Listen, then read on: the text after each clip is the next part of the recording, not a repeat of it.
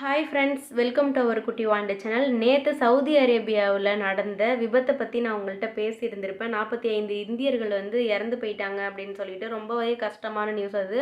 இதில் இன்னும் ரொம்ப கஷ்டமான விஷயம் என்னன்னு பார்த்தீங்கன்னா, நம்ம குடும்பத்தில் இருந்துலாம் ஒருத்தவங்களை இழந்துட்டாலே அந்த வழியிலேருந்து நம்மளால் சீக்கிரமாக மீண்டு வர முடியாது. அது நம்மளை கஷ்டப்படுத்திக்கிட்டே இருக்கும், இல்லை ரொம்ப கஷ்டமாகவும் இருக்கும் இல்லைங்களா? இந்த விபத்தில் பார்த்தீங்கன்னா ஒரே குடும்பத்தை சேர்ந்த 18 பேர் இறந்துருக்குறாங்களாம். பார்த்துக்கோங்க.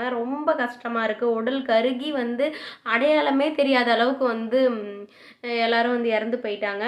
ஒருத்தவங்கள தவிர மற்ற எல்லாருமே இறந்து போயிட்டாங்க. கிட்டத்தட்ட ஒரு 50 55 பேர் ட்ராவல் பண்ணிட்டு இருந்திருக்காங்க. அதில் 4 பேர் காரில் போயிட்டாங்க. ஒரு 4 பேர் அந்த மெக்கா அப்படின்ற இடத்துலயே தங்கிட்டாங்களாட்டுக்கு.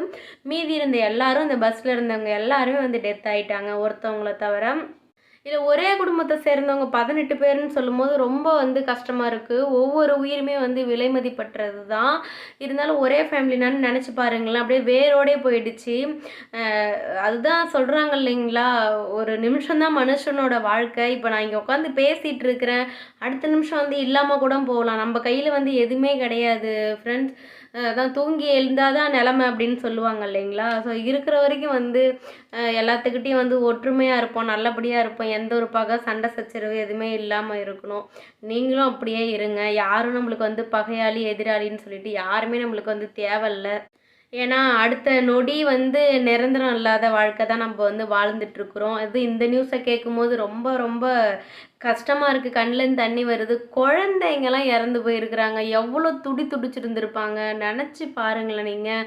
ரொம்பவே கஷ்டமாக இருக்குது. மெக்காவுக்கும் அவங்க போயிட்டு இருந்த அந்த மதினா அப்படின்ற பிளேஸ்க்கும் பார்த்தீங்கன்னா 400 கிலோமீட்டர் டிஸ்டன்ஸ் இருந்திருக்கு. கிட்டத்தட்ட அவங்க மதினாவை நெருங்கிட்டாங்க. ஒரு 25 கிலோமீட்டர்ஸ் இருக்கிறப்ப தான் இந்த மாதிரி ஒரு ஆக்சிடெண்ட் நடந்துச்சு. அது அந்த லாரி நின்றுட்டு இருந்துச்சா, இல்லை ஓடிட்டு இருந்துச்சா, இல்லை பஸ் டிரைவர் ஏதாவது அன்கான்ஷியஸாக பண்ணிட்டாங்களான்னு சொல்லிட்டு கண்டிப்பாக எதுவுமே தெரியவே இல்லை.